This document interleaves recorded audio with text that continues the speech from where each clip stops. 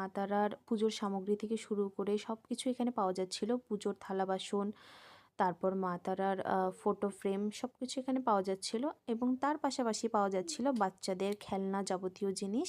আর তার পাশাপাশি পাওয়া যাচ্ছিল মেয়েদের সাজগোজের জিনিস, যেটা হলো মেয়েদের দুর্বলতার জায়গা। তো খুবই ভালো লাগছিল দেখতে এই মনোরম সন্ধ্যা, এই মনোরম পরিবেশ দেখে খুবই ভালো লাগছিল। তাই চট করে একটি ভিডিও ক্লিপ তুলে নিয়েছিলাম তোমাদের সঙ্গে শেয়ার করব বলে। তো সেটাই এখন শেয়ার করছি। তোমরা জানিও তোমাদের কেমন লাগলো। এক ঝলকে সব কিছু দেখিয়ে দিয়েছি। তো আমরা একটি দোকানে চট করে ঢুকে পড়েছিলাম, মা আর আমি পাশাপাশি দাঁড়িয়ে কেনাকাটা করছিলাম কিছু। তো কেনাকাটা করেছি কিছু কিছু।